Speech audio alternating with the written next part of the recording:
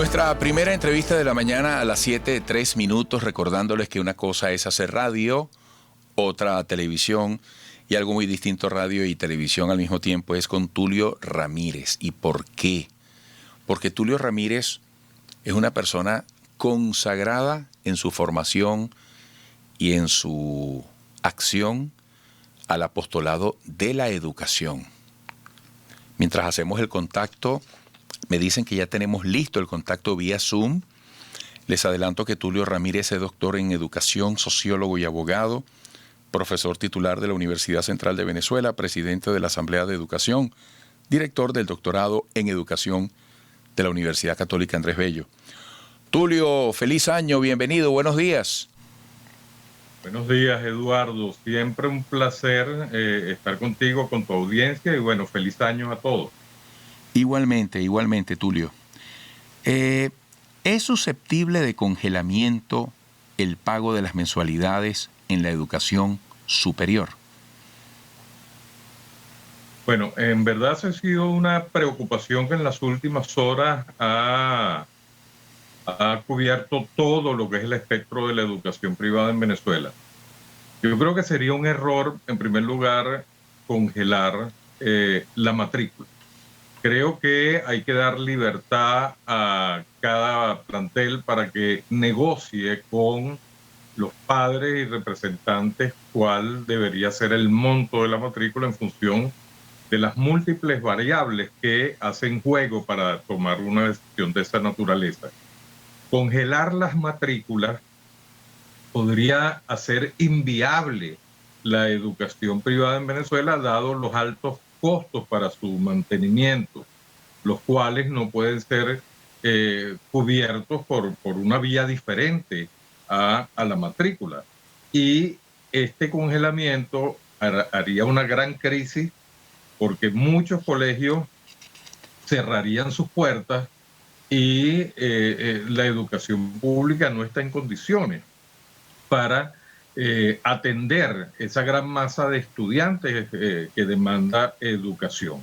Sería muy riesgoso para el gobierno tomar una decisión de esta naturaleza. Sin embargo, recordemos que en Venezuela se hizo muy popular en algún momento aquel dicho que decía no vale, no creo.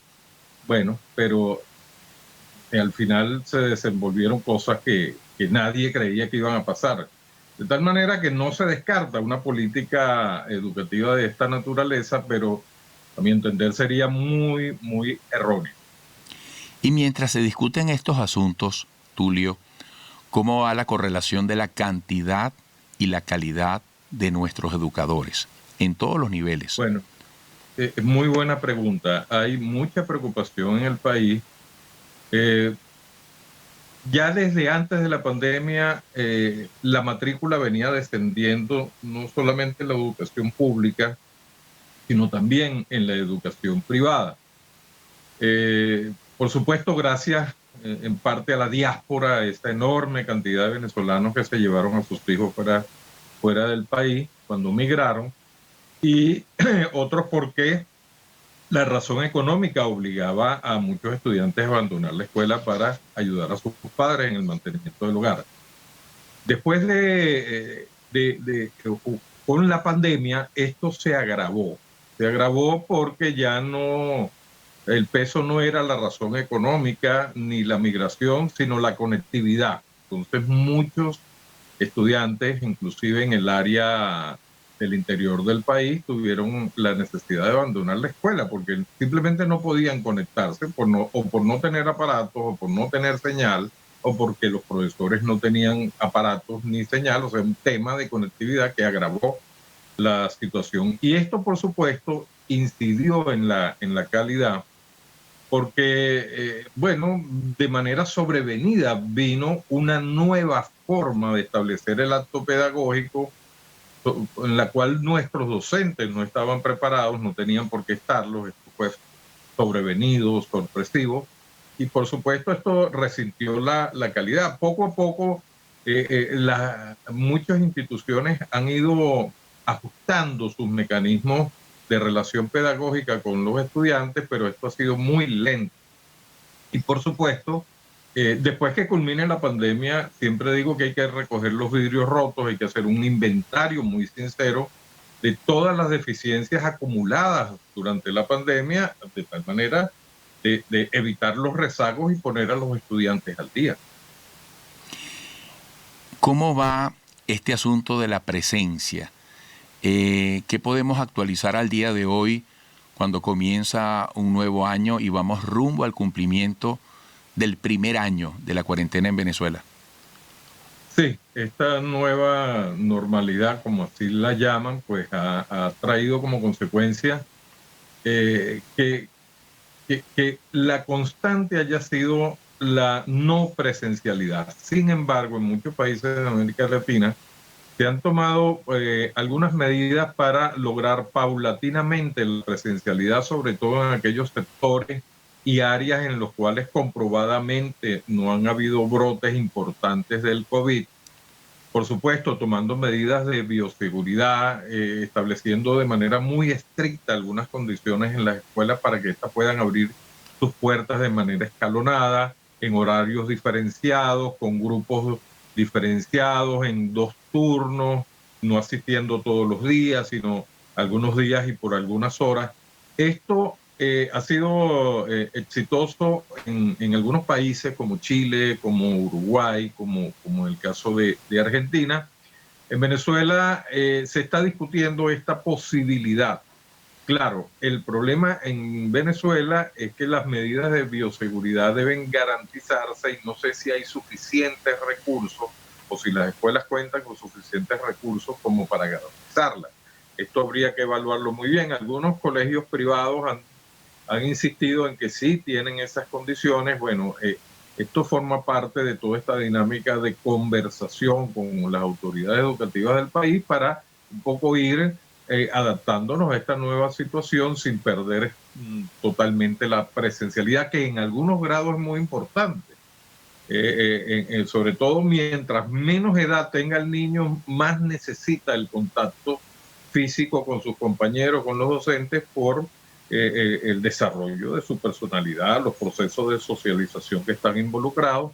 Y esto, por supuesto, no puede ser ni una medida arbitraria por alguna de las partes, sino producto de conversaciones, de un consenso, y sobre todo que cada escuela evalúe sus posibilidades para hacer esto. Además, Tulio, se agotó el tiempo, pero yo digo que cuanto más pequeño el niño, oye, mayor el esfuerzo de apoyo que requiere de sus padres dentro del hogar, de concentración, de todo esto, ¿no? Sí. Nos quedó un tema por fuera rapidito, que es el Día del Maestro. El maestro venezolano hoy en día está en las peores condiciones que creo que en la vida venezolana. Y esto, por supuesto, hago un llamado porque un alto sueldo no hace a un mejor maestro, eso es cierto, pero un bajo sueldo evita que los mejores talentos asuman la carrera docente como área profesional, porque un docente comenzando está ganando en Venezuela $1.30 al mes. ¿Qué estudiante de bachillerato puede querer asumir, la carrera de educación? Esto realmente es preocupante porque la educación va a quedar en manos de gente no profesional, porque muy pocos van a querer asumir la carrera de educación como una opción de vida. Esto es muy importante para el país, esto hay que reflexionarlo, y sobre todo el gobierno, que es el que paga la gran mayoría de los maestros, tiene que revisar esos salarios. Con $1 nadie vive en ninguna parte. Bueno, Tulio, siempre quedan temas pendientes, siempre el tiempo es suficiente. Te agradezco muchísimo. Hasta pronto. Feliz año. No, gracias a ti. Feliz año y siempre a la orden, Eduardo. Gracias, Tulio Ramírez. Insisto, un hombre consagrado en su formación y en su servicio a la educación. Doctor en educación, sociólogo y abogado, profesor titular de la Universidad Central de Venezuela, presidente de la Asamblea de Educación, director del doctorado en educación de la Universidad Católica Andrés Bello. Sigan allí, amigos, volveremos.